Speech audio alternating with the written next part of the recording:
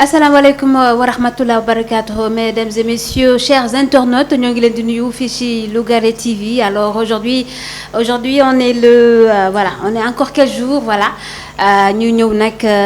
tey jii une édition spéciale voilà, on est le 24, merci beaucoup. Donc juin 2022, édition spéciale sur Lougaré TV. L'événement ñëw ku ne xam na ko fii, en tout cas plus précisément à Guédiawaye, mooy le maire Ahmed Aïdara. Voilà, il a été convoqué ce matin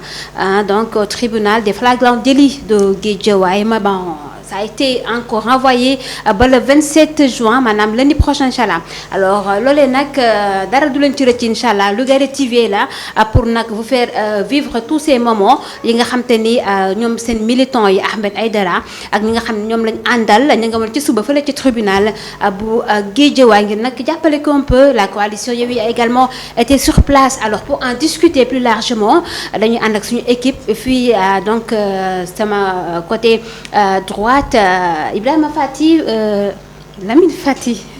maa ngi lay nuyu di la dalal ci édition spéciale bi. maa ngi lay fay bu baax a baax Marie di jaajëfal bu baax a baax képp koo xam ne yaa ngi ñuy suivre ci Lougaré TV di leen jaajëfal bu baax a baax di wax ne rek édition spéciale la nu ñu koy defee saay su ne saay su dara xewee rek dinañ leen defar édition spéciale ñu wax leen lan moo nekk ci biir Marie. Voilà, merci beaucoup Mamadou Lamine Fati. Donc à ma gauche j'ai l'économiste de la maison,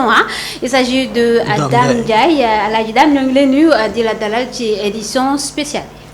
waaw Marie maa ngi lay fay di nuyu équipe Lougaré TV bépp di nuyu Lamine Fati di nuyu internautes yi ak téléspectateurs yi ñuy seetaan yépp comme ni nga ko waxee rek. waaw tey moom événement bi kenn ku ne xam ne actualité bi mooy le maire de Guédiawaye Ahmed Aïdara tey nag dafa ñëwoon fii ci tribunal bi ñu war ko entendre mais finalement le procès a été renvoyé ba lundi incha allah. kon ñu Marie loolu lañ fi taxoon ñu def émission spéciale bi. Voilà. Merci beaucoup Dame Ndiaye. Donc voilà Fati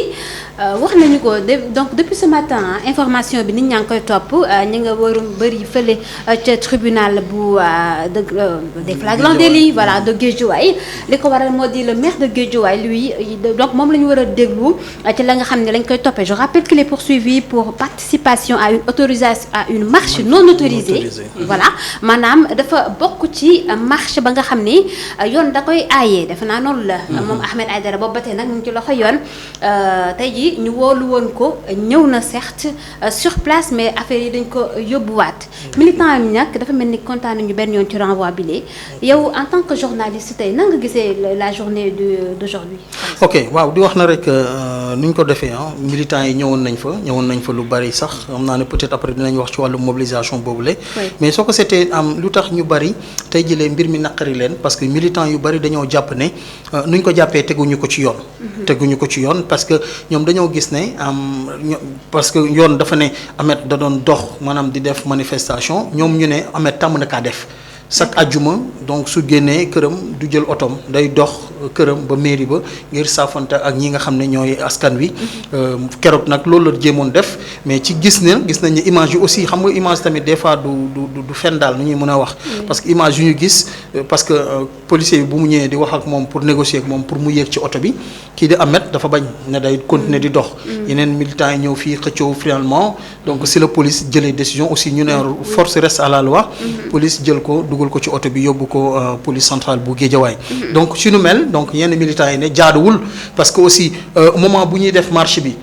am na kenn ko sax bu ne marche bi ginnaaw la leen féete ñi nekkoon di mobiliser ginnaaw la leen féete mais Ahmed kanam la dem maanaam jéemul sax dem fi nga xam ne moom la manifestation yi doon amee moom da doon dem mairie ba ngir liggéey nu mu koy defee saay su ne ajjuma bu jot dox saafonteeg ñi nga xam ne askan wi waaye nu mu munti mel tey yee fii ci tribunal bu Guédiawaye Pikine Guédiawaye vraiment militants yi ñëwoon nañ bari nañ lool mais ñu bari aussi naqar nañ leen gis nañ ñenn ñi sax ne ñu ngi jooy. xam nga aussi c'est la première fois ñu gis officiellement. benn autorité Guédiawaye ñu jël ko caxate ko nii. yóbbu ko kaso. Ahmed tamit bi mooy première fois mu dem kaso ci lu ñu xam donc soo ko gisee day métti tey jëlee sa xeex nga yàgg xeex pour nekk maire tey ji nga nekk maire ñi nga xam ne ñoo nga doon xeexal dafa niroog dañ laa ñeewantal wala dañ laa mere ci lu leen nangu mbir mi ñu lay caxate pour yóbbu la kaso donc tey jëlee Ahmed dem na kaso. ñu bari métti na leen ba ñu bari gis nañ leen fa ñu jooy ay maire ay xale ay ndaw ñuy jooy vraiment ak seen rongoñ génn loolu yëpp tamit ñu wax ne mbirum politique moo ni mel mbirum politique moom Ablaye Wade nu mu ko doon waxee maître Ablaye Wade da doon wax ne nit ku ragal dem kaso moom bul def politique. Donc mu doon li nga xam ne vraiment tey y avait une très bonne mobilisation. D'accord, mais la question bi nga xam ne am na envie poser la ko gisoon ni les Sénégalais na ciy dem parfois un peu avec des sentiments parce que le jour ba ñuy arrêté Ahmed Aïdara gisoon ni woon moom comme c'est l'édile du département en tout cas de la commune gisoon ni ba ko force de l'ordre nekk Ahmed yéegal ci sa oto nga dem pour éviter en tout cas des rassemblements mu yéegoon dem moo gënoon facile que tey jii ñu yegg si fii par exemple. Exactement et je salue yenn saa yi la maturité. de certains policiers de certains agents de la police la maturité parce que tey tribunal bi gis nañ fa am na ay policiers nga xam ne gel la ñu doon def maanaam dañ doon jéem a jaay doole di buux gaay ak affaire yooyu mais j'ai vu je sais pas xaw ma ban grade la mais un responsable de la police bu ñëw ba ci yow ne ko bu ñu fontoo loo bëgg a def nii mu pousse ko ne ko demal côté bële c'est-à-dire policier bi ci boppam la dàq dem côté bële cela veut dire que ne cette maturité de pouvoir gérer aussi la sécurité des gens parce que aussi gestion de l'ordre nekkul brimer nit yi maanaam ñëw dóor ak affaire yooyu c'est d'abord la négociation wax ak ñoom ba nit yi parce que benn instant négocier nañ ba gars yi sax ñëpp wàcc nañ même les journalistes dañoo wàcc jógee ci tali bi mais pour man c'est ça aussi le devoir d'un agent des forces de l'ordre aussi da ngay négocier askan wi waxtaan ak ñoom ci ñekk ak teranga maintenant su demee nag ba dëgër bopp si ngay doog utiliser yeneen moyens même dissuasion dafa am dissuasion mooy nga xaw a menacer génne ay affaire mais doo dóor su demee nag ba affaire bi bëgg laa ëpp doole rétablissement loolu la ñuy wax rétablissement de l'ordre maanaam nga delloo siwaat ordre boobu si lay doog nag utiliser yenn yi mais heureusement gis nañ yenn maturité yi maintenant pour man xam nga parfois c'est politique moo demee ni nu mel xam naa ni loolu nga doon wax donc c'est de bonne guerre tey jii en tant que Ahmed en fait quoi qu'on puisse dire sa notoriété da ko war a gën a am assise au niveau de la banlieue ak Guédiawaye en général en particulier il faut que mu wane ne moom xeexkat la parce que yàgg nañ ko dégg ci ondes rajo yi muy wax di xeex et cetera aujourd'hui il est sur le terrain politique si biir la nekkatul sa rajo nekk léegi si terrain bi da nga wane yow lan nga mën donc je pense que aujourd'hui en fait keroog bu ñu ko doon jàpp loolu la bu wane woon moi je suis l'autorité parce que gis nañ sax même installation au niveau bu ñu doon def installation au niveau du maire xëccanto bi nga amoon ak moom ak le préfet de Guédiawaye c'est vrai c'est problème yu bari la yoo xam ne vraiment aussi politique c'est aussi positionnement la parce que positionnement la mooy nga lépp looy def ñu mën a gis yow li ngay def askan bi centre na yow yaa ngi ci moom maintenant xëccoon tey kii gis nañ ko fi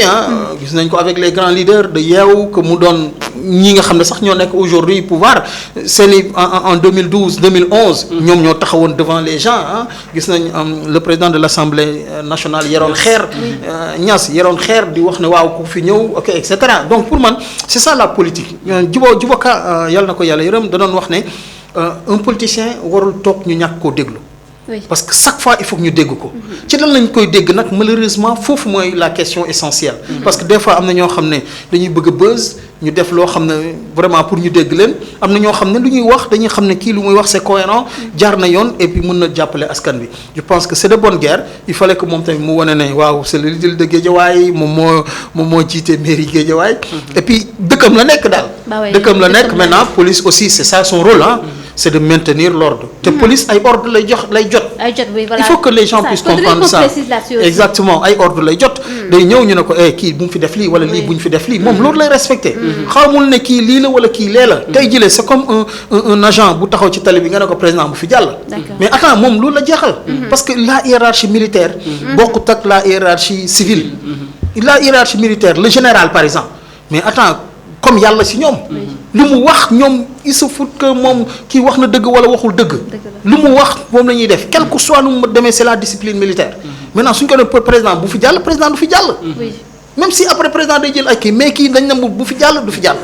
donc pour man ñooñu dañuy recevoir ay ordres il faut aussi ñu comprendre leen mais aussi ñoom en contrepartie war nañ mën a xam ne gars yi ils sont dans leur droit et je pense que gis nga quand tu organises la population soo leen tegee ci yoon pour ñu mën a def lu ñu war a def da ngay seet du am benn problème xoolal autorisation chaque fois ñu autoriser marche wala autoriser manifestation mais sans problème les gens dañuy def lu ñuy def pareil ku nekk ñibbi dem sa kër mais bés bu ñu ko ñàkk autorisé rek. ci la coow li am. merci te xool soo et paradoxalement des fois dañuy wax ne y a pas assez de force de l'ordre et paradoxalement suñu ko interdire. mais soo demee ñu ngi gis de dispositif il y a tellement de policiers tellement de dispositifs sécuritaires que finalement tu te poses la question mais attends quand on parle suñuy wax amuñu assez de force de l'ordre. C'est paradoxal là. Ouais, voilà. Donc je rappelle que vous êtes ici sur Lougaré TV, édition spéciale. Aujourd'hui, parler de cas, le procès Ahmed Aïdara. Je rappelle que ça a été renvoyé jusqu'au 27 juin, lundi prochain, inchallah. Alors dame, gis nañ ko donc yaa ngi woon ci tribunal bu Dakar bu Guédiawaye ce matin gis nañu rassemblement bi maanaam Ahmed Aïdara jeunes yi du jeunes yi kese pas yeeg maire sax duñ ko bëgg. Voilà yow en tant que jeune de la banlieue nan nga gisee rassemblement boobu surtout. waaw comme ni nga ko constaté rek man depuis ci suba maa nga fa woon mais militants yi wax dëgg yàlla ñëw nañ accompagner Ahmed Aïdara ànd ak moom naqar bi parce que nag boo xoolee dafa xaw a metti quoi metti na trop ndax ngay tollu maire de ville de Guédiawaye ñu jàpp ko ci li nga xam ne dañ ne def participer à une manifestation non autorisée trouble à l'ordre public loolu lañ wax loolu lañ ko jàppee ñu yóbbu ko kaso indiwaat ko na waan dañ koy àtte ñu renvoyé waat ko te comme li ko Fati waxee rek comme c'est la première fois militants yi ànd ak moom musuñoo gis loolu ci Ahmed musuñoo gis Ahmed dem kaso day metti ndax da ngay gis sax ay mag yi jëm ay góor ñuy jooy nga xam ne émotion bi am na fu mu toll ci ñoom kon ñi ngi masawu militants yi waaye daal li ñu ko mën a waxee daal affaire yi daal doy na waar trop metti na trop ndax nit ñi daal boo leen xoolee am na lu leen metti mais nag comme li ñuy wax force reste à la loi gars yi wane nañ loolu ndax maanaam comme li ñu ko waxee rek dispositif bu mat sécurité bu mat lañ fa teg lañ fa gis kenn amul foo jaar mais et puis nag am na nag comme li ñu waxee am na policiers yoo xam ne wax dëgg yàlla ñun bi ñu fa demee boo taxawee ci tali bi sax dañuy ñëw ne la grand wàccal tali bi ndax oto yeeg yooyu dóoruñu fa kenn wax dëgg yàlla dépassé wuñu fa kenn presse bi toog nañ jël nañ laaj na nit ñi seen xalaat mais boo gisee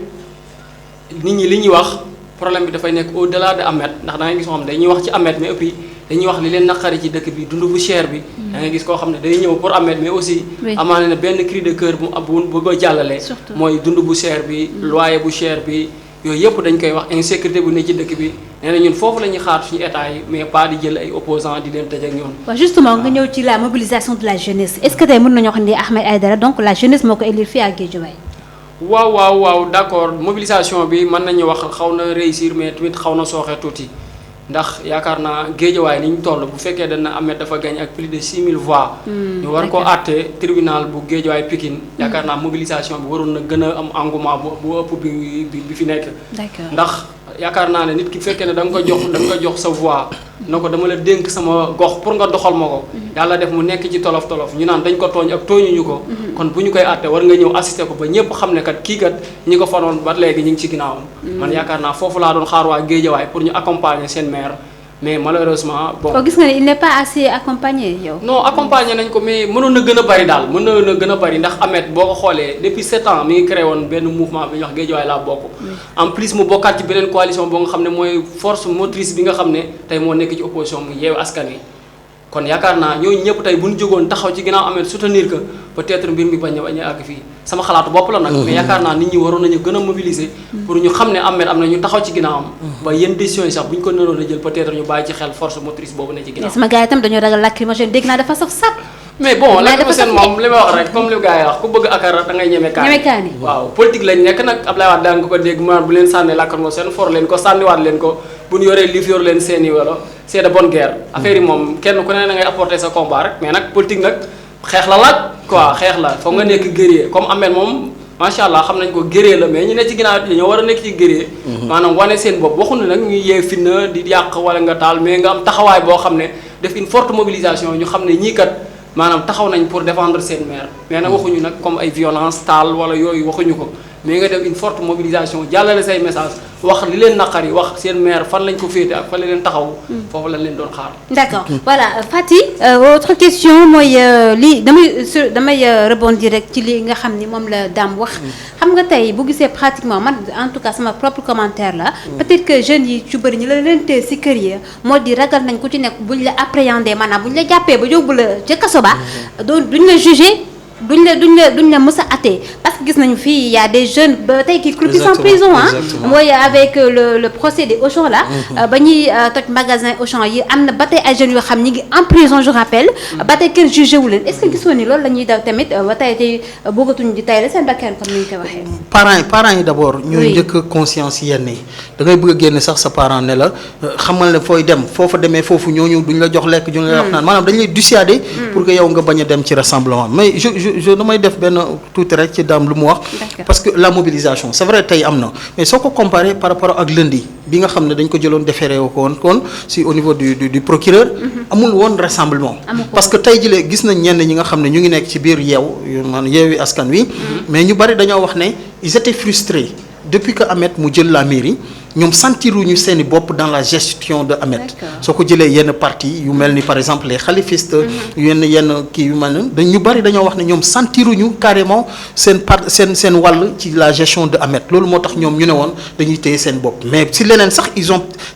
ñenn ñu bari dem nañ si ñoom ñee ils vont même pas battre campagne ci élection législative yi gis nañu ñu bari parmi les jeunes khalifistes. les jeunes khalifistes et les autres mouvements. qui composent Yewwi que ñu doon ñi nga xam ne ñoo nekk PUR wala ak yeneen. gis naa si ñu bari ñi nga xam ne ils disent que ñun duñu battre campagne. parce que on n'a pas senti ci maanaam si Ahmed bu mu doon jël ci mairie ñu bari dañ leen lésé maanaam dañ leen jël nekk leen sa joxuñu leen dara ci la jàppale wuñu leen dara alors que ñoom ñoo sonnoon sur le terrain ñoom ñoo doon ñefe pour vraiment fal Ahmed tey jëlee mu falu bàyyi leen ginnaaw moo ko sox c'était premier jour yi ñu jàpp ko am na ay quelques responsables yu ñëw mais police lañu yem dem seen yoon bu ñu ko indi tribunal le lundi mais presque personne à part les militants de Ahmed maanaam GLB mooy Guédiawaye la bokk à part ñoom gisoo fa ñenn ñi nga xam ne si Yewwi lañ bokk maintenant si entre temps parce que ñeneen yoo xam ne c'est les leaders qui ont appelé bu ñu waxee ne tey dañ ko war a juger leaders yi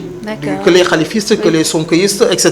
ils ont appelé leurs militants pour leur dire que allez soutenir Ahmed Aïdara moo tax soo ko seetee tey y a plus de militants de Yewwi Askan Wi que de militants de Ahmed Aïdara. mais aussi boo ko jëlee ci contexte bi ñu nekk ni ku ne xam ne ni Yewwi dafa nekk en éclat parce que gis nañu ne voilà ñu ci bëri ñu ngi génn naan di dénoncer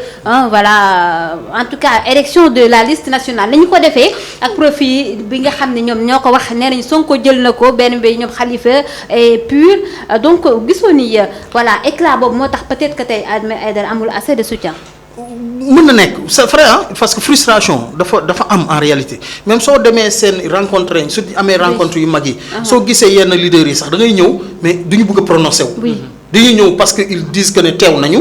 mais du ñu bëgg a prononcer wu parce que da ngay sentir cette frustration à leur égard parce que quoi qu'on puisse dire c'est pas juste les militants de Ahmed Aïdara ñoo def la campagne c'est tout Yewwi c'est tout Yewwi qui a fait la campagne lors des locales donc pour ñoom dañoo waroon gis seen bopp ñu ñëwaat ci législative yi ñu bari ñu beddi leen ñu bari si ñoom am na ñoo xam ne ay militants yoo xam ne kenn jëlu leen dugal leen ci liste bi naam am na ay quelques yoo xam ne ay benn ñaar yoo xam ne dugal nañu leen mais ñu bari dañoon sentir ne am na ay responsables yoo xam ne ñefe woon nañu xeexoon nañu pour mën a positionné wu il fallait que ñooñu ñu gën leen gunge teg leen ci liste nationale et frustration boobu dafa wone wu si c'était pas l'appel des leaders ñu woote pour gars yi gën a jàpp ci xeex bi pour Ahmed Aïdara je sais que ni ñu bari du ñëw mais pour man il faudrait recenser l'affaire maintenant peut-être que lu ñuy bàyyil maanaam porte bu ñu mën a tijjil les leaders ci nekk ci kaw xam nga suñu nee la juróomi place nga am fukki nit il faut mu am juróom yoo xam ne dañuy toog du ñu am ça c'est forcé maanaam su dee séddale maanaam nga ñu ne jox la téeméer ñu ne la séddale ko si téeméeri nit vraiment dina am ñoo xam ne du ñu am wala dina am ñoo xam ne lu ñuy am dina néew ak ñeneen donc loolu moo tax vraiment c'est difficile de faire un choix honnêtement man bu ñu waxee ne Khalifa Sall moo waroon def la liste là de choix en fait dama ko yërëm parce que imagine des leaders c'est pas facile mais Yewwi y a énormément de leaders énormément de partis yoo xam ne ñoo ko regroupé mais ku nekk war na gis boppam ci biir comment aujourd'hui yow benn nit nga mën a toog ni xaaral diw non comment tu fais cette tactique là mange bi dugal fii dëggal fii ba mën a génnee une liste c'est pas facile honnêtement man c'est pas facile maintenant tout ça ñenn ñoo xam ne gis nañ seen bopp ne parce que malheureusement amuñu Sénégal dañuy jàpp ne lu nekk rek ñoo war a ñun forcément dañ see war a am wàll da ngay xeex ci benn mu commencé jur dara nga ne dam cee war a am wàll te yow jàppal ne yow da nga xeex am na keneen ko xeex kooku soo jàppee ne dafa war a am wàll keneen jàpp ne dafa am wàll finalement dina am ñoo xam ne duñu am wàll malheureusement cette situation là ñenn ñi frustré nañ mais je sais que bii di ñëw maanaam su le 27 bi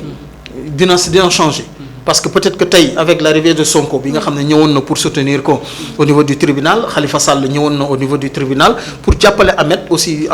soutenir ko par rapport à ce procès-là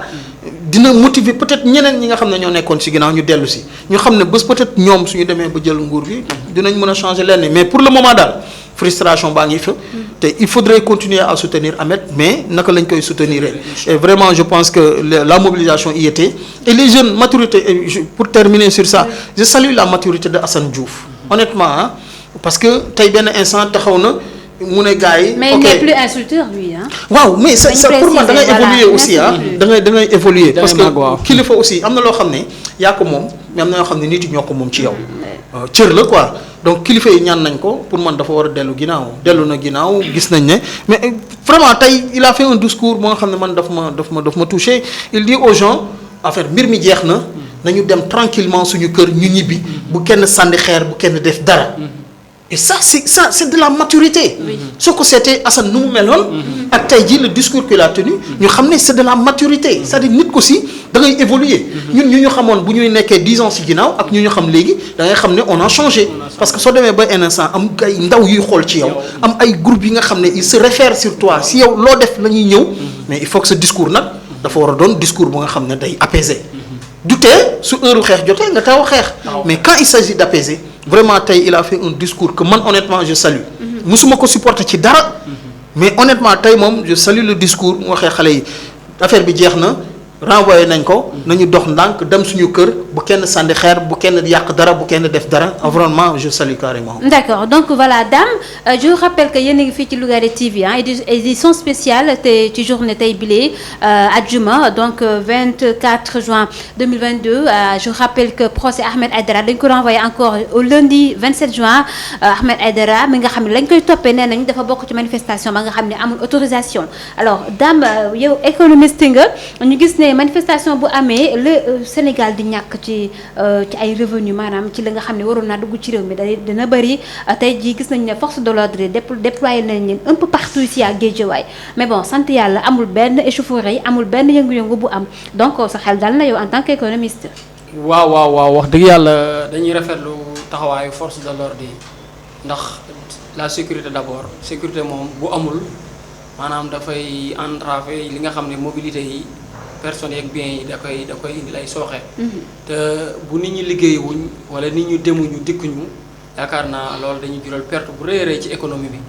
ba tax na tey kon bu li amee ñu def ko ci jàmm ak salaam kenn ku ne ñibbi doxi say soxla ñu war a liggéey dem liggéeyi. yaakaar naa loolu moo gën ci réew mi ndax dama koy wax rek kenn ku ne am nga loola naqari mais mën nga ko ñaxtu mën nga ko fésal. avec la manière doo ci lor kenn doo ci yàq dara. te et puis message bi dina jàll ndax ay nit leen. boo waxee dinañ la déglu comme li ko Lamine waxee Assane man di interviewé naa ko mais boo gisee li ma wax loolu la wax mu ne man léegi dutuma saaga dutuma xuloo dinaa wax. nit ñaa ngi dégg Sénégal tamit dañuy tere saaga de tamit. là aussi il faut dire qu'on précise li may wax daal mooy Sénégal kenn ku ne gis na problème yi fi ne. ni ma ko mën a waxee noonu la ko keneen wala waxee. ndax bu ñu amul liberté amuñu démocratie journaliste bi dina bëgg a def liggéeyam du ko mën a def. dëgg la. jaaykat bi dina bëgg a jaay du mën a jaay. parce que maanaam liberté dafa baax ci réew. ndax Olof Ndiaye dana wax ne dara boo ko toppee ba mu sës ci miir bi boo moytuwul si sa kaw la jëm. dëgg la léegi nag loolu dañuy ñaan ñu bañ fa àgg. te li tax ñu bañ fa àgg mooy lan ñi jiite nañu arbitrer de manière de façon neutre. maanaam kenn ku ne li nga yellool ñu jox la ko. cër bi nga moom ñu jox la ko ki nga xam ne nag mooy citoyen bi tamit bu état aayee wala bu autorité yi teree. ñu bañ a def tere yi ndax tamit nag maanaam am na loo xam ne boo ko defee maanaam bul xool li nga bëgg rek mais dangay xool conséquences yi ci topp. peut-être li may wax gars yi information bi ngay am man. ak information bi force de sécurité bi di am. peut-être mën na bañ a bokk. kon nag loolu foog ñu koy bàyyi xel. mais tamit ñi jiite tamit nañu bàyyi xel ne ñun ñëpp ay citoyens lañ dañoo am ay devoir ak ay droit. kenn ku ne jox ko ay devoir ay droit am. moom tam xam ay devoir am mu yem ci loolu. bu kenn ku ne respecté sa moroom rek yaakaar naa dinañ dund dans un milieu boo xam ne dina stable coono du am du ñu gàllankoor suñu askan te parce que Sénégal dafa métti toujours loolu laay wax ñun war nañoo dépasser ay période électorale États-Unis élection day am ba jàll doo fa dégg dara coow du am dem seen élection voté mais Afrique rek wala Sénégal rek ñoom ngay gis élection ñëw coow li am fii guddi bëccëg xeex bi am fii rayante am fii. mais élection nag attends là moom xam naa Fatou tam dina ma rejoindre dans ce camp. élection mu ànd ak coow même attendez les Américains la ñu bëgg mu fës loolu la ñuy fësal. encore une fois gis nañ fi benn assemblée voilà c'est en Europe boo xam te ne nit ñi dañ doon yëkkati chaise yi di ko dóorante alors que c'est des tubaab comment on les appelle ah. mais loolu c'est pas seulement en Afrique de élection mu ànd ak coow. d'accord naa élection mënul ñàkk loolu. oui mënul ñàkk loolu mais tamit ñuy jéem a inviter le pire. d'accord xam nga élection moo ak coow ñoo ànd. wax naa la ko sànq ku bëgg kaan yi da ngay xam ne ku bëgg akar da ngay ñeme kaan yi. mais tamit foog ñu moytu le pire maanaam mën nañoo dem débat d'idées mën na am dem ci plateau di wax di débattre mën nañoo werante mais léegi da ngay di saagante yi dugg ci vie privée nit ki loolu lépp ngir politique. te avant politique di am dañoo nekkoon ay frères ak ay sœurs yooyu bu ñu ko fàtte am ci diine bu ñu bokk yooyu yëpp nañ koy bàyyi xel. waaw kenn ku ne daal nañ koy jox àqam li nga war a def nga def ko li nga war a lu war a def nga bàyyi ko man daal yaakaar naa loolu laay def di rafetlu nag wax dëgg yàlla waa Guédiawaye ñun ñooy soutenir seen maire di leen wax na nag nit ki moom li Olof Njaay di wax mënoo kaa jox boobu rotu la te li kii wax Fatou wax dafa am nay frustration nañ ko wax dans Yewwi yaa frustration yi bari na trop am na ñoo xam ne daan leen déggatu nañ noppi boobu lu ñu tax ñu noppi am na lu ko waral. am na ñoo xam ne discours bi ñu daan jël changé nañ ko lu tax ñu changé ko am na lu ko waral. peut-être nag séddale na moom dafa jafe mënoo satisfaire ñëpp mais daal ñu gën a xoolaat ñu gën a waxtaanaat ndax maanaam division bi daf leen yàqal amul lu leen jariñ. képp koo xam ne am nga loola metti na nga ko denc ñu ànd boolewaat nañ defoon ci local yi pour mën a dem législative yi ndax bu division bi amee bu ñu ko continuer yóbbu ko législative yi mën na doon. conséquence boo xam dañuy ñàkk dañuy waxante dëgg. parce que li Lamine wax bu ñu jàppee ne Ahmed Aïdara moo gañe Guédiawaye dañuy nax seen bopp. Ahmed Aïdara donc gañewul Guédiawaye plusieurs partis ñoo composé Taxawu Dakar Pastef PUR. ñooñu ñëpp ñu ànd. il faut dire Yewwi kay c'est Yewwi qui a élu Ahmed Aïdara oui. c'est un groupe hétérogène groupe boobu nag nañ fexe ñu accompagner ko àndaat dem ci législative boobaa mën nañoo am ndam mais bu ñu ko sendee wala ñu diviser ko ay morceaux yaakaar naa mbetteel mën naa ju am. te loolu nag bay boo ñu teel ko préparer léegi jëm ko réparer bala ñoo àgg ci 31 juillet 2021. d'accord voilà Lamine Faty on me fait signe que il ne nous reste plus que 5 petites minutes. alors la toute dernière question avant ñu def le tour de table bu mujj bi moo di Ahmed Aïdara ndax yow yaakaar nga ne tey jii sa gestion au niveau de la mairie de Guédiawaye dina yomb puisque on dit que voilà la majorité appartient à l'opposition voilà l'autre camp de Macky Sall voilà le camp de la coalition majoritaire tey jii la gestion de la mairie est-ce que tu n'aurais pas pitié des habitants de Guédiawaye ngeen baal ma waaw en fait je ne sais pas mais man je dis Ahmed lu mu am kenn amu ko. par exemple lan la. je veux dire soo ko seetee ñi nga xam ne ñoo wër le conseil municipal. oui seen soo ko jëlee seen terme de compétence. seen terme d'expérience politique. parce que c'est des anciens maires. ñoo fa nekk. c'est des anciens députés. ñoo fa nekk. c'est des anciens directeurs de société et cetera ñoo fa nekk. pour man sa gestion mën naa yomb mais su dee dafa tijjil ñëpp la gestion parce que pour man xam nga politique ak gestion ñaar la. politique dañuy dem malheureusement on confond les deux. malheureusement waaw donc politique da ngay dem wàcc campagne yuuxu xas sa morom et cetera. nga dem ba jël. soo xasee ba jël. amatul parti. amatul leneen Guédiawaye moo am. maanaam c'est la localité léegi. c'est Guédiawaye nag képp ku ko mën a doxal da ngay woo ñëpp nga ànd ak ñoom ci mbir mi parce que lors de l'élection bu ñuy def élection fal ñi nga xam ne ñoo nekk conseil municipal bi feeñ na fa su doon déjà moom jugoon na accompagner gars yi discuter ak ñoom waxtaan ak ñoom je sais que ne duñu yegg fu lu bari mais peut-être lu mu jéem a jaay doole na maa gagné gars yi wan na ko gagné nga fële mais gagné woo fii. donc cette fougue là mënul sànni un peu Ahmed Aïdara. su dee dafa continuer sur cette lancée. mën na parce que mën na dem